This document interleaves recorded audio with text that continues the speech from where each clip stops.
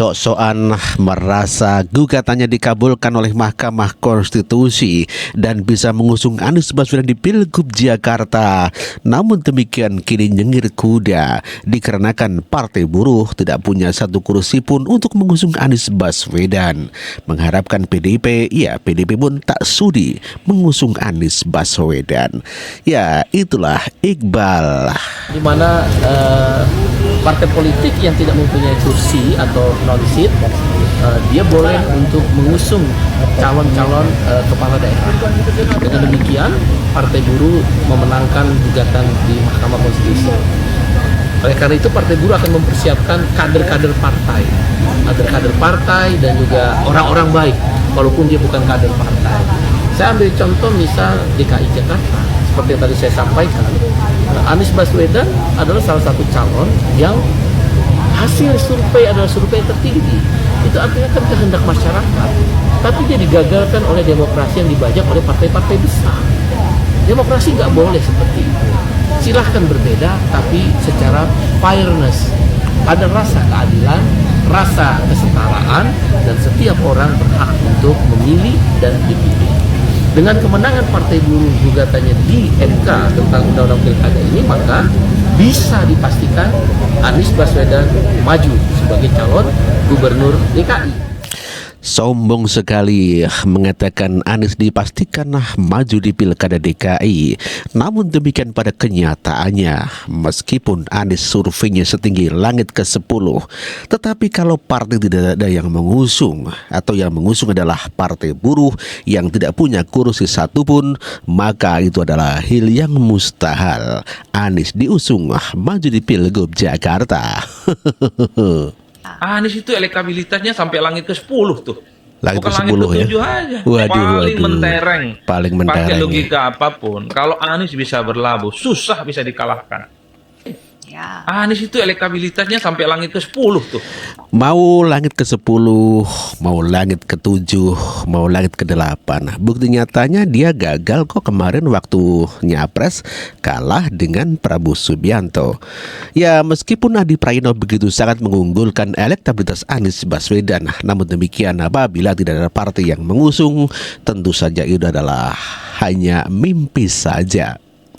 Rocky Gerung juga sudah mengetahui kalau PDIP tidak jadi mengusung Anies Baswedan. Kita dengarkan pernyataan Rocky Gerung. Yang menarik untuk lihat gejala politik ini. PDIP batal usul Anies. Oh batal ya.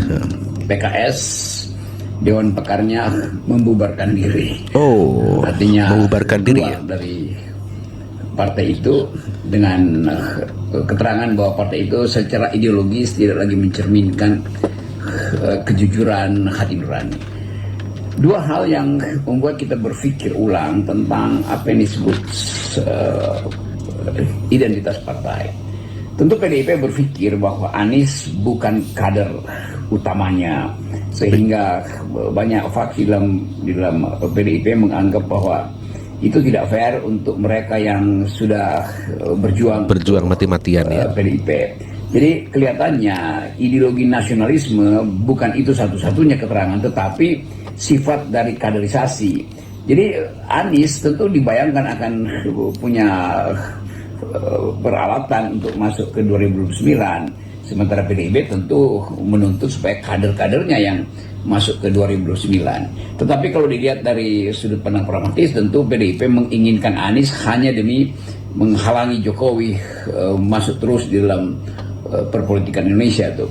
Jadi itu satu cara lain untuk melihat Indonesia. Itu ada dimensi ideologis memang yang hendak dipertahankan oleh PDIP, karena partai itu partai kader dan kadernya yang seharusnya memimpin, dan itu masuk akal tuh.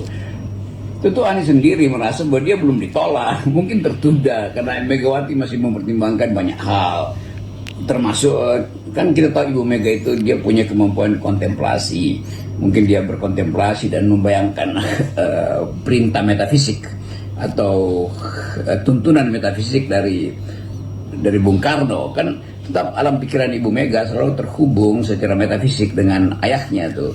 Dan itu hal yang harus dianggap biasa sebagai bagian dari kultur politik PDIP. karena Bung Karno selalu dianggap sebagai penuntun pikiran dari Megawati. Itulah Rocky Gerung yang mengatakan bahwa Anies Baswedan belum dibatalkan, jadi masih punya harapan dan menunggu meditasi atau komplementasi ya. Ya, mengenai Megawati yang masih menunggu wangsit begitu ya, kontemplasinya Ibu Megawati gitu kata Rocky Gerung ya, masih menunggu wangsit ataupun bisikan goib dari Bung Karno gitu kata Rocky Gerung ya, apakah mengusung Anies ataupun tidak ya. Padahal Anies sendiri sudah begitu sangat yakin dan berbahagia sekali setelah adanya keputusan Mahkamah Konstitusi yang menanggalkan ambang batas pencalonan Pilkada Jakarta dari 20% menjadi 7,5%. Anies sudah berbahagia sekali, namun kenyataannya dia ya kecele begitu ya. Pastikan kita tuan rumah di tanah kita sendiri. Anies kecele dikarenakan cuma mendapatkan dukungan dari partai buruh yang tidak punya satupun kursi di parlemen. Ya, partai buruh yang telah mengajukan diri judicial review ke MK, termasuk juga dengan partai Gelora yang tak memiliki kursi satupun.